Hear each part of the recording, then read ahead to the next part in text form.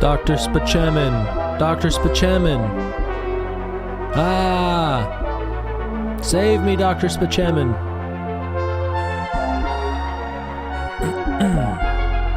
Is this a Febreze commercial? That's a good name. I like that.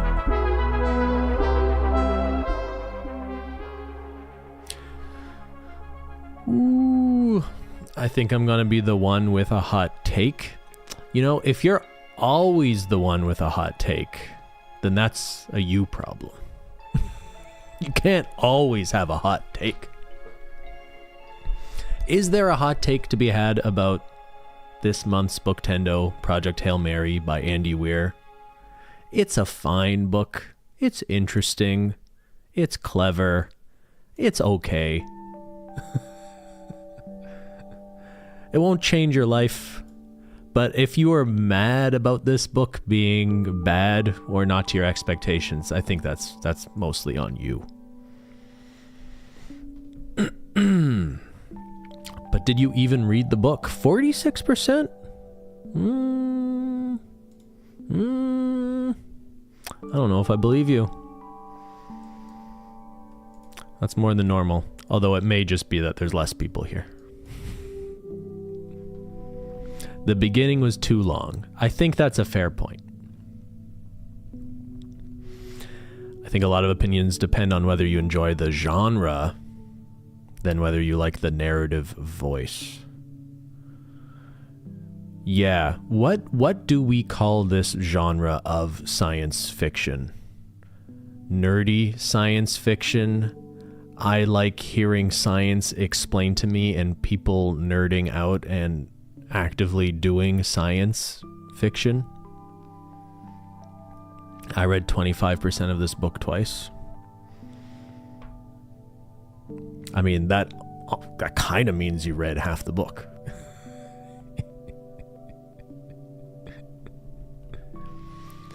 All right, to the 17 of you who didn't read the book, I'm going to try to give a synopsis. First of all, what's our frame of reference here? Okay? Spoilers. I'm going to spoil it for you right now, Uma. Tell your parents. It's a science fiction novel, emphasis on science, written by Andy Weir. You know Andy Weir because of The Martian. Probably. You've probably seen The Martian. You probably didn't read The Martian, but you probably saw The Martian with Matt Damon. Matt Damon was very Matt Damon in it. It's a movie about a guy who gets left behind on a manned mission to Mars when his crew thinks he dies in a storm and they evacuate the planet. It turns out he gets left behind and he basically terraforms Mars. He miraculously survives there, and the story is really about a rescue mission to bring him home.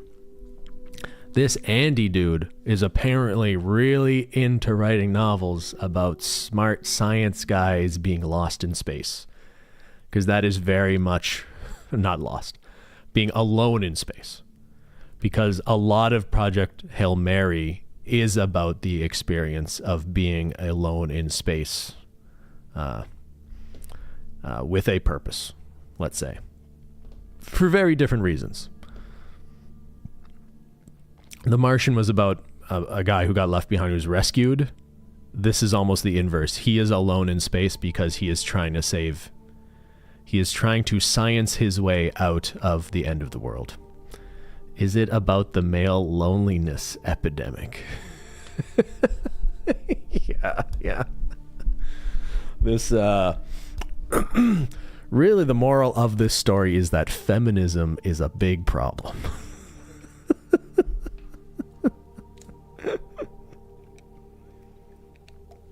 I was briefly explaining the plot of this book to Christine like an hour ago. And as I was explaining it, which I'm about to do to you, for you, it sounds way goofier when you summarize it than I think the experience of reading it was. Because I'm going to introduce you to some weird things like a spider alien. And it sounds like maybe I'm talking to you about a kid's cartoon, like the 7th sequel to Shrek, or, I don't know, Star Wars or something. But I actually think maybe the most impressive thing about the book is that it doesn't feel goofy.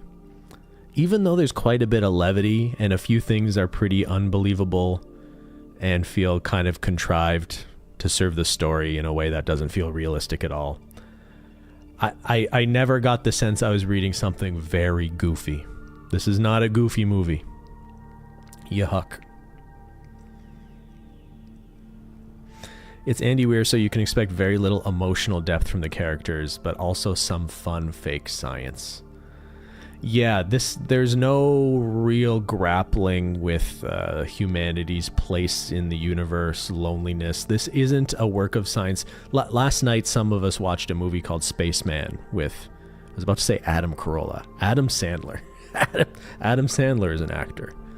And that movie was a not very well executed movie about where space is just a backdrop for someone doing self-examination of their own loneliness and their relationship and why they left behind what they had on Earth. Something like that. And there are a lot of science fiction movies, or a lot of movies about space, where space is really just a backdrop for self-reflection, I would say. And it's an effective foil for that sort of thing. That's not really present here at all, or with very much depth, as the Febreze person said. Who did he pick to play his hot wife this time? Oh, you're talking about Adam Sandler? Carey Mulligan is the love interest in Spaceman. Interestingly, Spaceman was made by the filmmaker who also made a movie called Downloading Nancy, which is one of the most depressing bummers of a movie I've ever seen. So shout out to fans of that movie. Anyway, back to this. There's a lot I could say about the plot. I'm going to try to keep it high level, but I've written down a bunch of terms or words to try to remind myself about things that were kind of important to the story. Ryland Grace is our main character. When I talk about him, you should picture Ryan Gosling. I'll tell you later why. Ryland Grace is a middle school teacher or a high school teacher? I can't remember. Why don't you tell me, Menchie? No, not on the keyboard. Not on the keyboard. Christine, she broke through the baby gate. She was determined.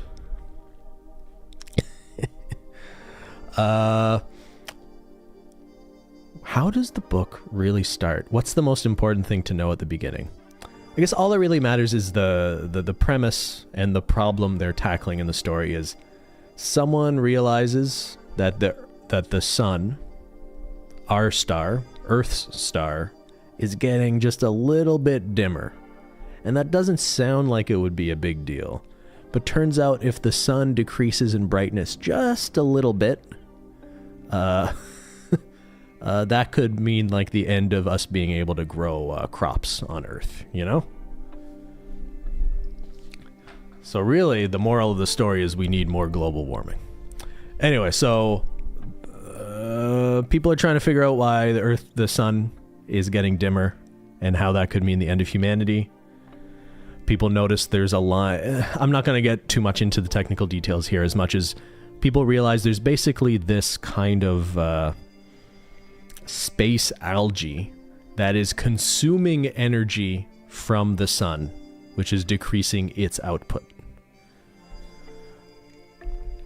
Now, this Ryland Grace character gets approached because at one point when he was in academia, he wrote a paper or did research on the possibility of life evolving without water.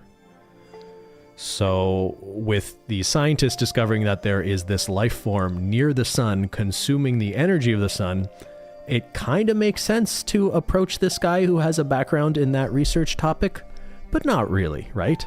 And the book has a bit of an explanation for this, because he basically gets pulled into some very elaborate worldwide scheme to try to come up with a solution to save humanity.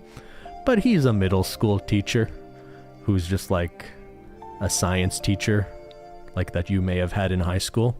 Menchie, you gotta... One sec.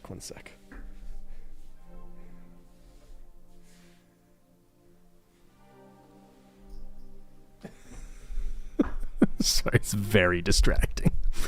The novel sort of presents an explanation that, we realize he's not the Earth's best and brightest, savior of humanity. He's not the best scientist. But when they need someone to start researching this stuff, they initially bring him in because he is kind of disposable. They're saving their better scientists for the later research. Initially, he is brought in when they have their first samples of this space algae, which we're going to call astrophage. And then it turns out he's good at working with it, and he's doing his thing. And I guess this is the most unrealistic part of the novel, is that some random teacher becomes our hero, so to speak. She's back. Guess who's back? Right, one sec. We need a Menchie break. You good, girl?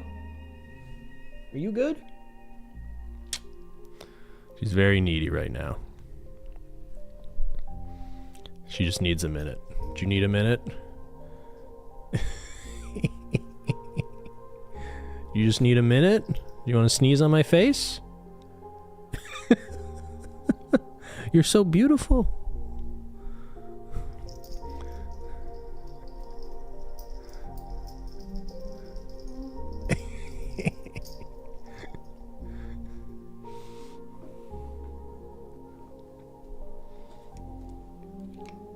Project Hail Menchie.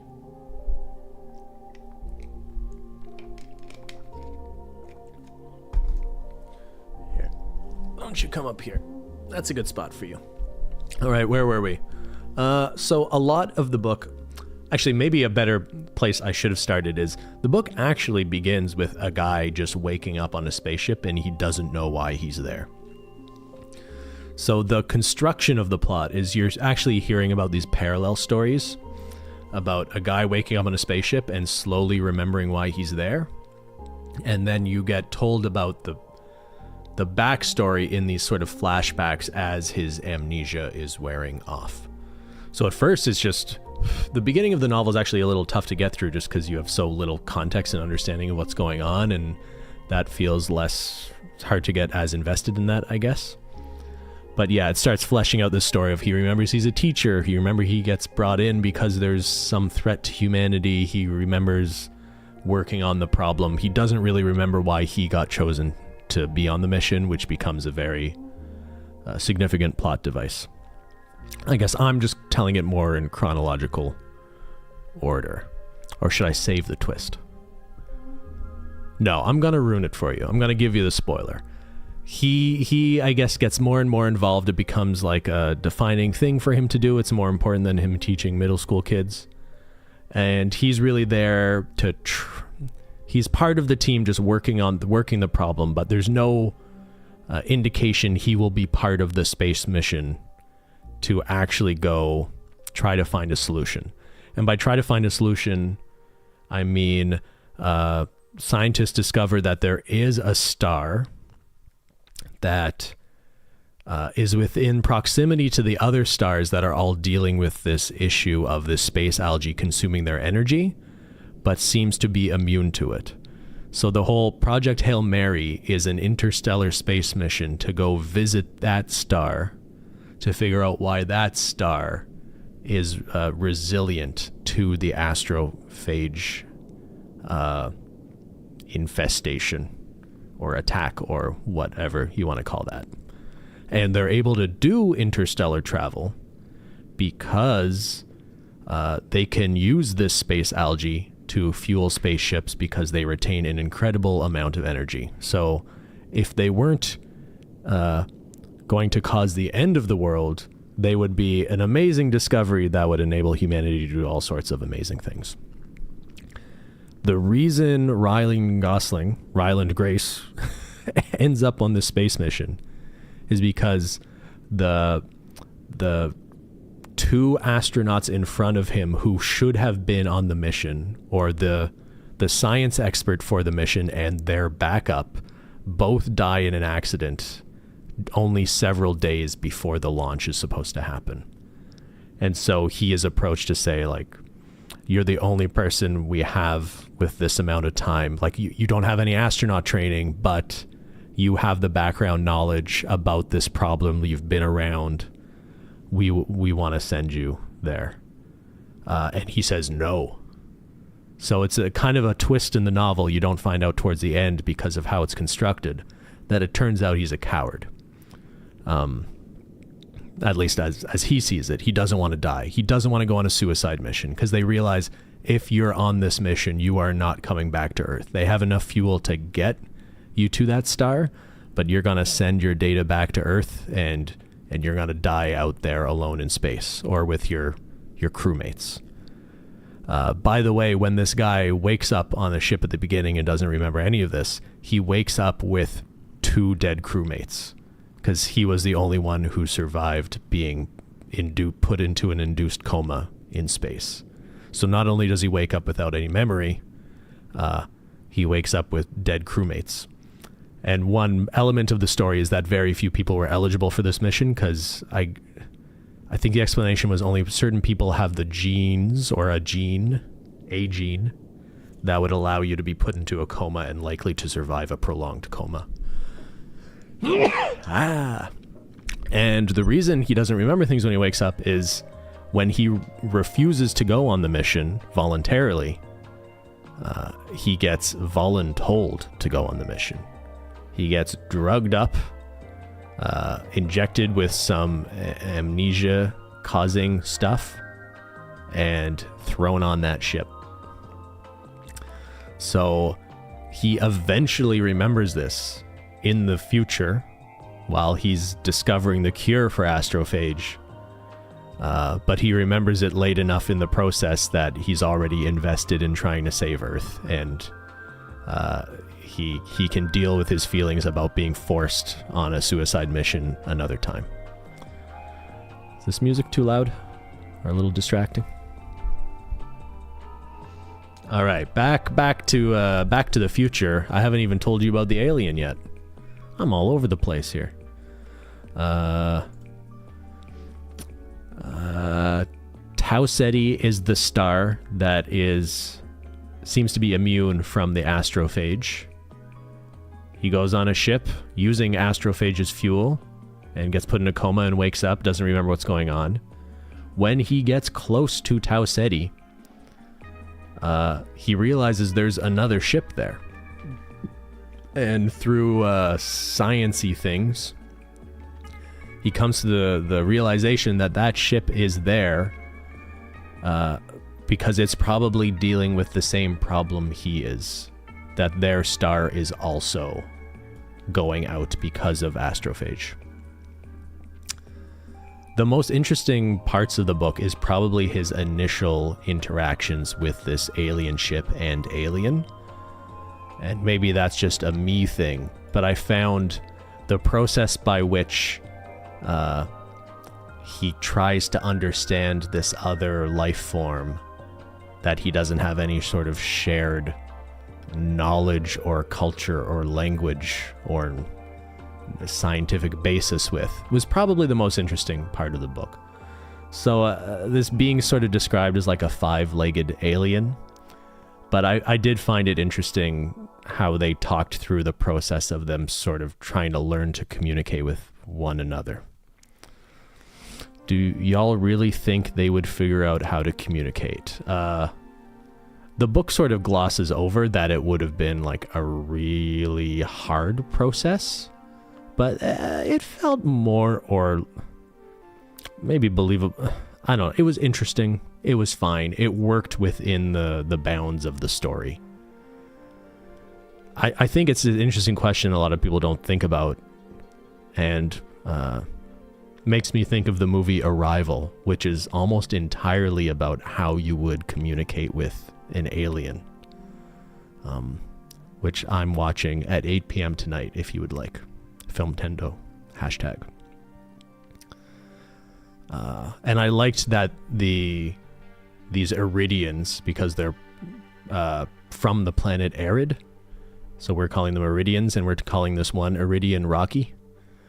I like that they speak in this sort of musical language, and so our our protagonist has to learn to sort of communicate with them using multiple notes at the same time, almost sort of like how whales communicate. So a lot of the book, I guess the second act, is about him working together with this 5-legged spider space alien on why the star they're in the vicinity of is immune to astrophage. And after a bunch of science, it turns out that there is a natural predator to astrophage in that solar system. So there is another organism that we're calling, that gets named Taumiba, that is a predator that kills the astrophage in the proximity of that star to keep that star from succumbing to astrophage. Science. So their sort of heroic moment is retrieving some of this stuff so that they can bring it. They can each have the shared mission of wanting to bring it back to their home planets to keep their planets alive by bringing back this predator of astrophage that they can plant on a planet in their solar system that the astrophage is using as a breeding ground. Yada, yada, yada.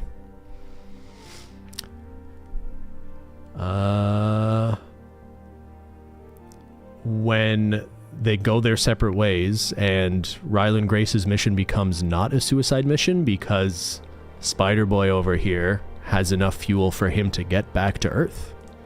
So all of a sudden there's a bit of this, there's a reversal in the story that, you know, he's not on a suicide mission. He has an opportunity to go back home. So they go their separate ways. They've become great friends. They say their goodbyes. They're both heading back to their home planets. And several weeks into the trip, Grace realizes he's made a bit of a mistake.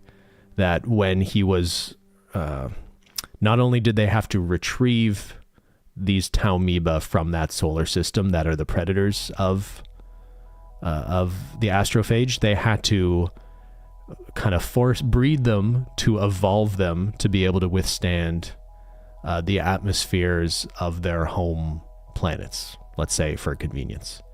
But it turns out he also accidentally bred them to become able to penetrate the sort of metal capsules they were keeping them in a way that meant a few weeks into both their missions home, they sort of got loose. And because they're using astrophage as fuel, it meant that all of a sudden their cure was also killing all the fuel they were using to get home. So our guy, Mr. Grace over here,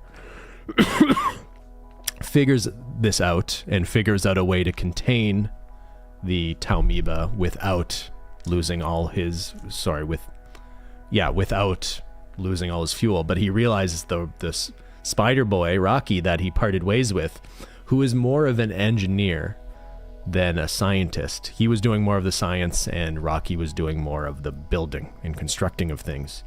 He realizes his friend is stranded. So the real character development and moral dilemma of the story at this climax is, does he choose to just continue on his way home to Earth like the coward he is?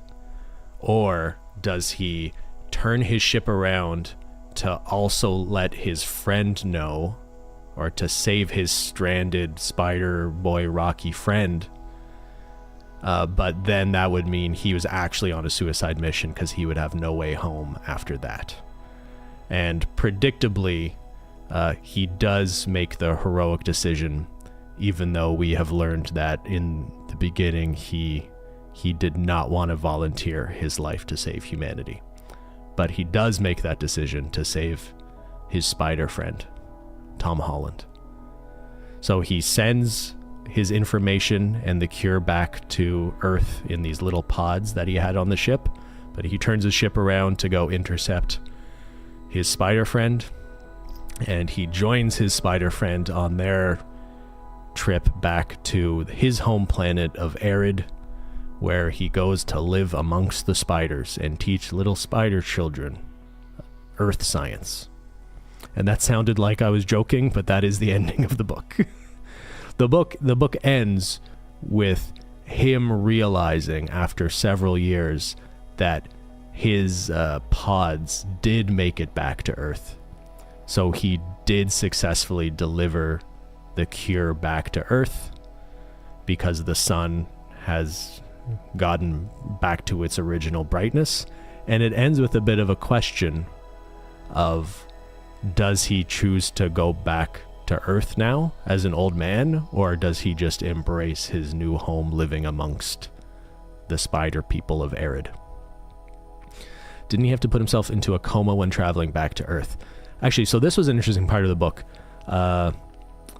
He didn't have to put himself into a coma to travel back to the Earth. At least according to the book, the main reason to put them into a coma was that with a crew of more than one person, you put people into a coma because if you put people into very confined spaces for a long period of time, they'll go crazy and kill each other.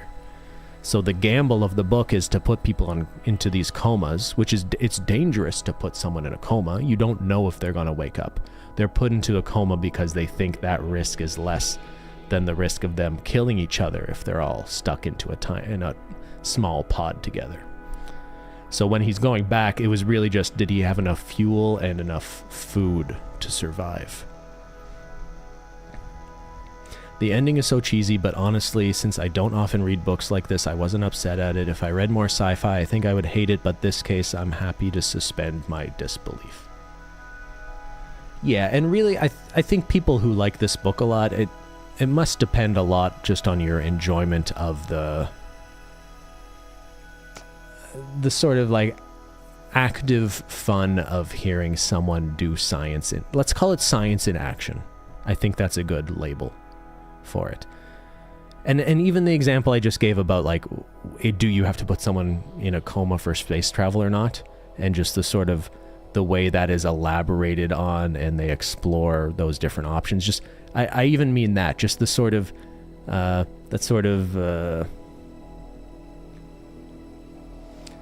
it's just sort of exploration of knowledge and thought is done in a, like this book isn't really well written. Like if you like reading books because you enjoy the prose or poetry of a good author, that's not here at all. That's why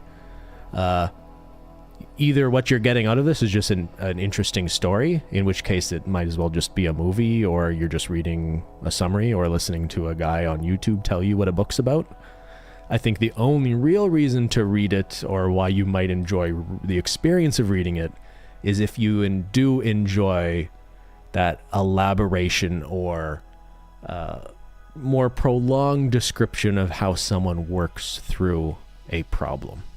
Like when you wake up on a spaceship and you don't know where you are and you need to figure out what your gravity is, or what solar system you're in, or what proximity you have to another ship if you don't have the right devices.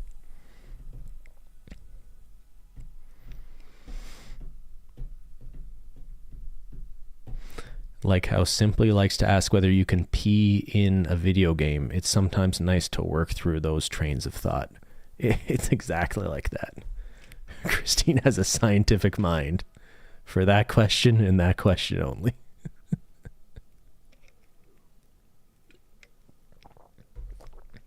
Some bits in the book were a little wordy. There were tough sections to get through. Book was maybe a little longer than it needed to be. But it's hard for me to point out, like, here's a section that should be way shorter. Because when I found the book was dragging, it was often because I'm like, I don't need...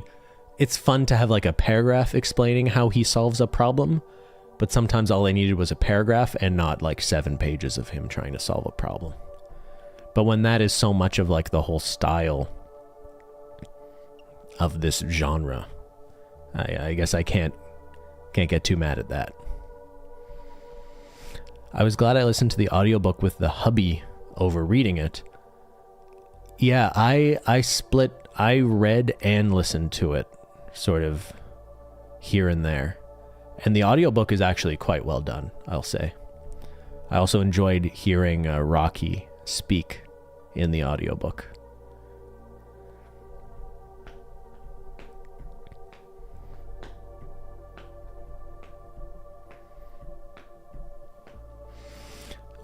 They're making it a movie. I'm pretty excited about that. If I had known that, I might not have chosen this book yet. I might have saved it for closer to the movie coming out. But that's okay. I will see this movie when it comes out. Ryan Gosling is starring and producing the film. And the movie is... a lot of the movie will be a one-man show, or one man, one spider. So if you like Ryan Gosling, this movie will be a lot of Ryan Gosling. It's being adapted. I think the screenplay is being done as the same guy who did The Martian, I think. So if you liked The Martian, I expect it will have a very similar style and tone. Which again, I think the most impressive thing about the book is what feels like it should be very goofy still feels like there are real stakes and real people behind it in a way. I know we talked about how like the emotional depth isn't really there, and it's not. But if you remember The Martian, I think it did a good job of balancing like Matt Damon's a cool science guy figuring things out on Mars. Fuck yeah, science. And there still being a bit of a humanity to the story that isn't like, you know, it's not like watching an episode of the Big Bang Theory or something. So you're gonna have like the sort of Ryan Gosling, I'm self-deprecating science guy. I'm not the hero, but I'm forced to be a hero kind of thing going on. There is humor of him just interacting with a spider alien too. I think it will be an okay movie. I think it'll be all right. And you know, Ryan Gosling's easy on the eyes, so he doesn't have to do much.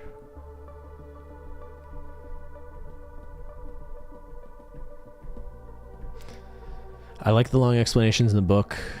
I'm betting some of that will be lost in a movie. Yeah, it'll be, yes. I really hope they don't try forcing everything into the movie. That'd be fucking insane. I can't picture Ryan Gosling playing someone this smart. Yeah, but he's playing a smart guy who is still sort of self-effacing and self-deprecating. I see it. Maybe I'm biased because I already knew this when I started reading the book, but it was not difficult for me to picture Ryan Gosling in my head as this character. Think like Ryan Gosling in The Good Guys.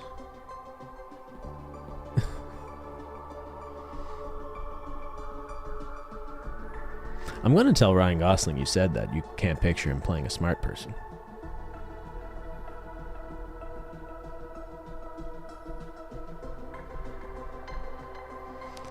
Woo, so that was a book. And I was going to talk about like what makes good science fiction versus bad science fiction, but I don't know. I don't think I have a very good answer to that. The more I think about that, the more I think it just comes down to what makes a good story or not, and the science aspect of it isn't as important. Thoughts about Strauss? Yeah, I summarized that whole book without touching on like the only other character that kind of has a significant presence, which is this government official who is appointed to lead Project Hail Mary and basically just has legal immunity to do whatever they want. That character was written in a pretty goofy way, I guess you could say, or yeah, that was probably the most obnoxious part of the book. I did not like how that character was fleshed out very much. She's just like the bossy lady that ignores people telling her not to do something because she's just singularly focused on saving humanity. But it's done in a pretty silly way. That was a little silly.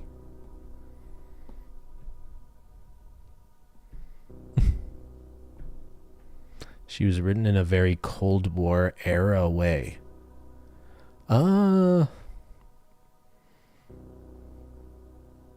Maybe?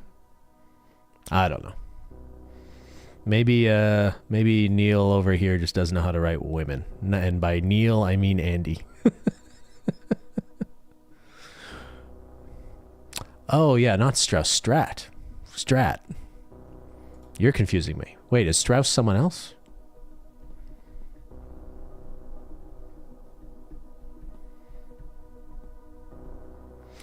Yes, she is the person who sent him on the mission despite him not wanting to go. I thought she was pretty interesting for thinking planning to be tried and punished after the Hail Mary was over.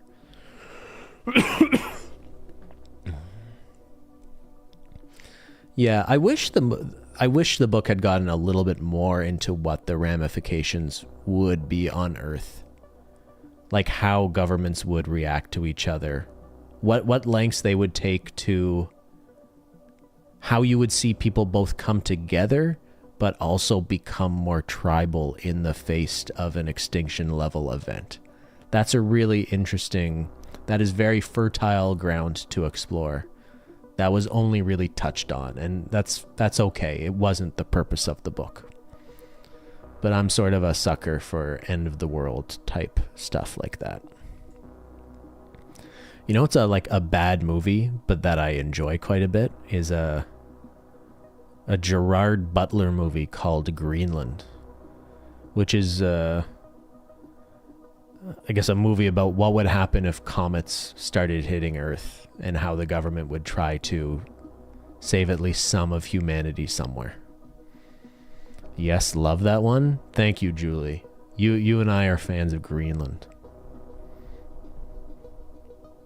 I thought you were going to say Terminator 3. No, you didn't. Nobody liked Terminator 3. There is no Terminator movie after Terminator 2, right? Right?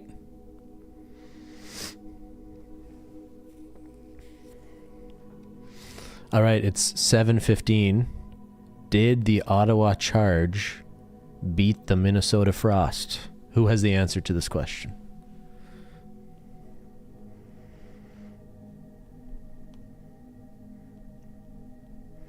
Show me potato salad.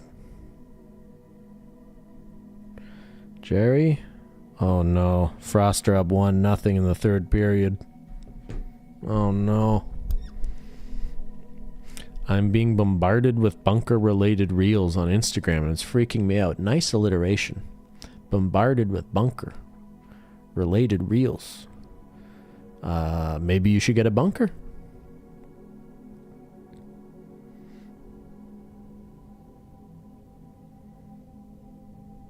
If you're not going to keep talking about this book, can you tell us what the plan for the next one is?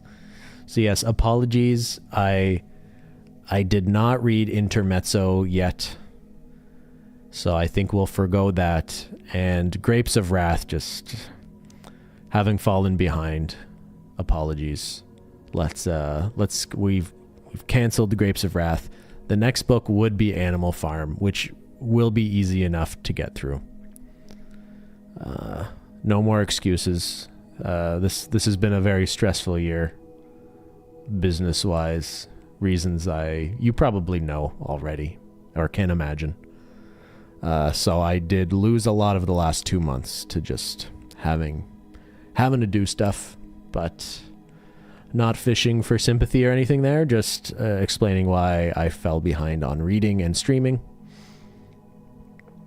The next book would be Animal Farm, which I haven't read since I was very young, so I'm curious how I feel about that as an old boomer. And then after that is a ambitious read, which you should poke and prod me to give you updates on, because I've allocated 2 months of the summer to us to read The Brothers Karamazov by Fyodor Dostoevsky.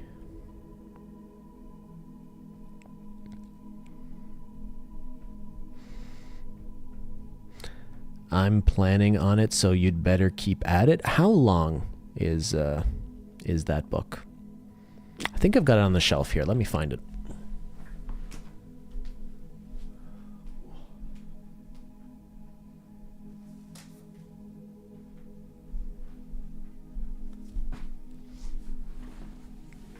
That was easy. Never heard of it. I've only read Crime and Punishment by Dostoevsky. So this edition is the Everyman's Library edition, translated by Richard Pever and Larissa Volokonsky. And it is, let's say, almost 800 pages of pretty small font. Yeah. It's a big boy. I guess last year I got through Infinite Jest and was very happy about having done that. So I feel similarly about this book. It's sort of been on my shelf for a while, taunting me to read it. It's an important book.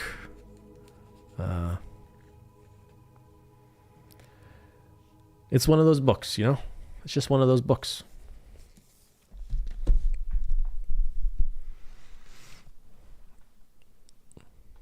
How long of an audiobook would that be? Good question. What does Audible say? I will say, if something is well written, I would much rather read it than listen to it. But when it comes to nonfiction and fiction where I just want to know the story and don't care as much about the writing, I think listening's fine. So, Brothers. Here's a recommended preview based on your listening. Why are you talking to me? Stop that.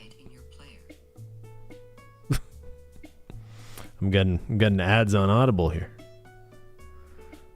Let's try that again. Brothers Karamazov.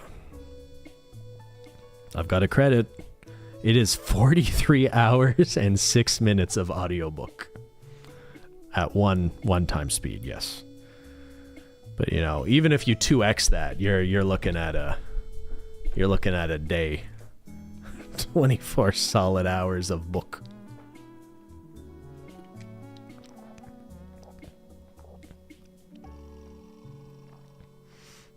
That's doable? Silly munchkins, that's a lot. 3.5 speed? How fast can you listen to something without it losing its meaning?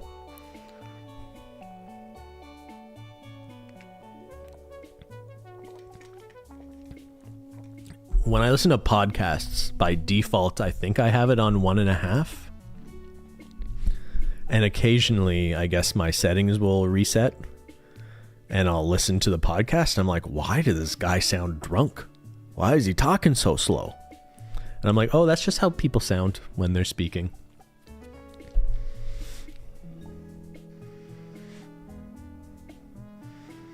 I feel like, is this a phenomena going on? That so many people listen to podcasts or long form YouTube videos and they'll speed them up, that just listening to someone speak in a live setting, it sounds kind of unbearably slow sometimes. You put on slow maybe? Yeah, I'm accidentally putting them on half speed as well.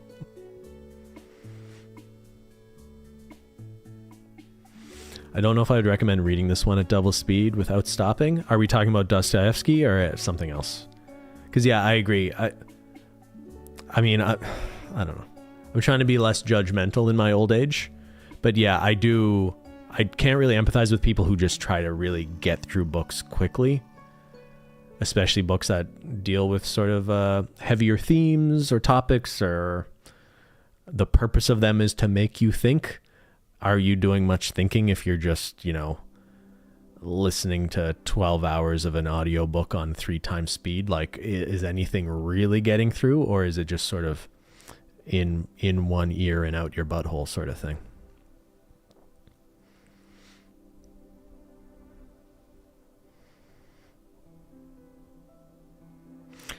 I don't remember the last time I held a book in my hands. You should go pick up a book right now so you can just say you held one. Books aren't for thinking. They do the thinking for you. Oh, I just threw up in my mouth a little bit. Oh, that's one of the saddest things I've ever heard anyone say about anything.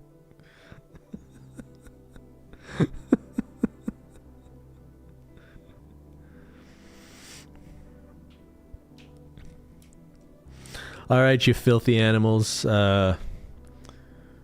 Go have a bath and make some popcorn, and then let's watch Arrival at 8 p.m. Eastern Time. One of my favorite movies. Probably the best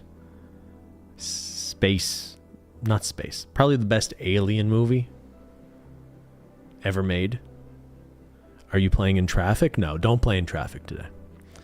I'm going to try to catch the end of the women's hockey game. If it goes into overtime, I might have to watch that and Arrival at the shame time, said Sean Connery.